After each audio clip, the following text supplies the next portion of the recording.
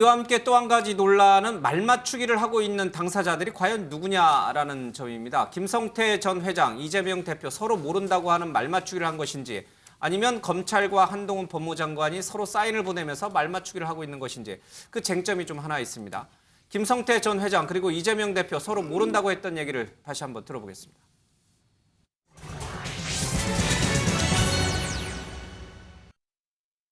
김성태라는 분 얼굴도 본 일이 없거든요. 근데 그분이 왜 제 변호사비를 내며 그 받은 사람은 대체 누구냐 그럼 그 사람 잡아가든지. 정말 황당무계해요. 내가 인연이라면 이거 내이 사입은 거. 이재명 씨는 전화나 한번 한적 없는데. 전화는 한번 하신 적 있지 않으세요? 없습니다. 전화 없고요. 전화보다 말보다 못하고. 이재명 대표 측이랑은 뭐 연락 주고받은 건 없으신 건가요? 없습니다. 쌍방울에 그 이재명 대표 캠프에 있던 분들 휴직하신 거는 좀 어떻게 생각하시나요? 알고 계셨나요? 검찰관 수명하겠습니다. 이재명 대표는 전혀 모르십니까? 연락한 적도 없고요. 측근들도요. 전혀 모릅니다. 예. 해외에 도피한 중범죄자들이 일방적인 인터뷰를 하고 그리고 자기가 유리하게 보도되게 하고 그리고 관련자들에게 일종의 말맞추기 신호를 보내는 것은 과거에 자주 있었던 일입니다. 국민들께서 진짜로 궁금해하시는 것은 민주당이 말씀하시는 깡패 잡아오는 배후가 아니라 깡패 배후일 거라고 저는 생각합니다. 한동훈 법무부 장관은 교활하게 말장난을 참 잘합니다. 김성태 쌍방울 회장이 이재명을 모른다라는 발언이 관련자들에게 일종의 말맞추기 신호를 보낸 것이라고 단정했습니다. 말맞추기 사인을 보낸 사람은 김성태 회장이 아니라 바로 한동훈 장관 당신입니다.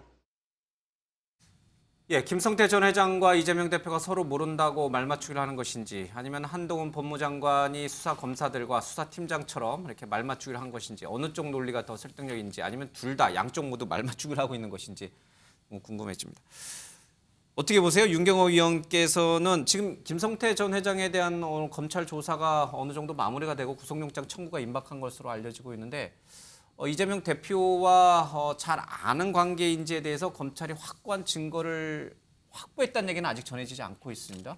정말 두 사람은 모르는 사이인데 검찰이 어거지로 꿰맞춘 것인지 아니면 정말 두 사람은 아주 친밀한 사이인데 검찰이 그 증거를 못 찾은 것인지 어떻게 보세요? 한 장 어느 쪽이 더 말맞추기를 한 것 같습니까? 그런 것들을 김성태라는 저 피의자를 데려와서 예. 수사를 하겠다는 거잖아요. 그래서 데려왔잖아요. 그러니까 데려왔잖아요. 그럼 이제부터 해서 발표해 주는 걸 기다리는 게 맞죠. 근데 저는 이번에 김성태라는 저 쌍방울 전 회장의 등장과 어저께 검찰에 들어가서 이제 본인의 모습을 보기 어려운 예. 이 과정까지 과도하게 김성태라는 사람이 노출이 많이 됐다.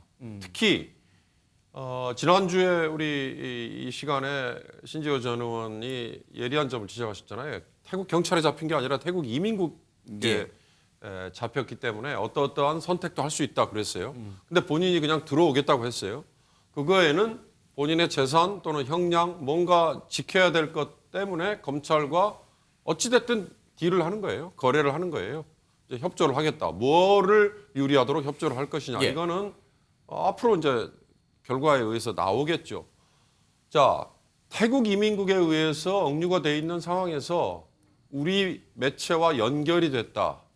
그건 뭐 태국 당국이 통제를 하는 상황이니까 느슨하게 해줬으니까 뭐 어느 민첩한 기자가 예. 연결이 됐다.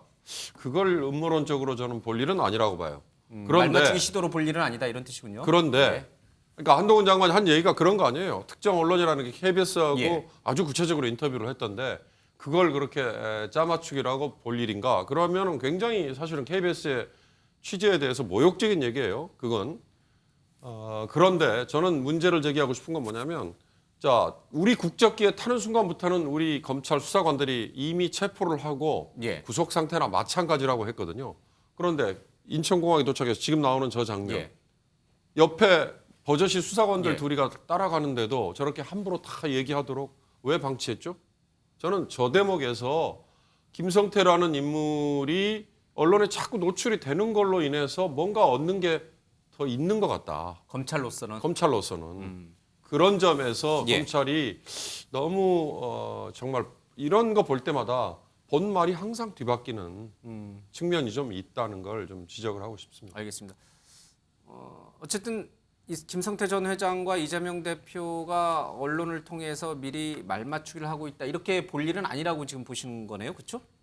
글쎄요, 저게 말맞추기의 신호탄이다. 그러면 검찰에 불려가서 할 얘기는 알겠습니다. 너무나 뻔한 거 아니에요? 그러면 이 민주당 쪽에서 지금 주장하고 있는 거 한동훈 장관이 수사팀장으로서 수사하고 있는 검사들한테 야 이재명 대표 제3자 뇌물죄 맞아. 그리고 혐의 이런 거 중요한 수사 포인트야. 원래 장관은 일선 수사를 검사를 수사 지휘할 수 없잖아요. 총장만 지휘할 수 있게 되세요. 이렇게 지금 말맞추기를 하고 있는 겁니까? 민주당 주장처럼? 아니죠. 그냥 그 일반적인 수사에 있어서의 그 원칙과 이제까지의 그 쌓였던 그런 그 관례에 대해서 얘기를 한 것이고요. 이 사건의 뭐 구체적인 결론을 지금 한동훈 장관이 내리고 있는 건 아니고요. 저는 김성태 씨가 이재명 대표 관련 이거를 강하게 부정하고 있는데 또 강한 부정은 강한 긍정을 암시하는 걸 수도 있거든요. 그런데 저는 저 사람이 저렇게 하는 게 나름대로 현재로서는 합리적 선택이다 이렇게 생각되는 게 왜냐하면 검찰이 무슨 패를 쥐고 있는지를 알 수가 없어요. 지금 김성태 씨 입장에서는 이 변호사비 대납 이재명 대표의 관계에 있어서 어느 선까지 어떤 정보까지 파악했는지 김성태 씨가 지금 뭐 동남아의 도피 중에 있었는데 그런 검찰 정보까지 알 수가 있겠습니까? 그러니까 일단 모른다고 잡아떼고 시작을 해야 되는 거예요. 일단 모른다고 잡아떼고 시작하고 그러나 지난달인가요? 중앙일보에 한번 그런 기사가 났는데 그 당시 이제 태국의 도피 중에 있는데 한국의 누구를 통해서 뭐 변호사를 통해서 검찰 쪽에 이재명 관련된 건 내가 다 불 테니까 그러니까 변호사비 대납 관련된 건 다 불 테니까 나머지 쌍방울 기업 활동은 내가 이어나갈 수 있도록 일종의 좀 딜을 제시를 했는데 검찰 측이 거부를 했다. 뭐 그런 기사가 뜬 적이 있어요. 그러니까 그 기사의 뭐 사실 여부는 잘 모르겠습니다만 그것도 뭐 하나의 가능한 시나리오 중에 하나다. 근데 일단 뭐 제가 봐도 그건 김성태 씨의 지금 선택은 이재명을 지키는 게 아니라 자기가 쌍방울의 일부라도 계속 그걸 갖고 뭐 감옥 생활하고 나오더라도 이어갈 수 있는 이런 쪽으로 뭔가를 모색을 할 텐데 그런데 초장부터 들어오자마자 이재명과의 관계 있어요. 뭐 해버리면 이게 자기가 이게 기브앤테이크 할 수 있는 카드 자체가 없어지는 거 아닙니까? 그러니까 일단 잡아떼고 보는 거죠. 알겠습니다. 자, 구속영장이 청구가 되면 김성태 전 회장의 구속영장에 어떤 혐의들이 기술이 될까? 또 이재명 대표와의 관계도 기술이 될까? 그 부분은 빠질까?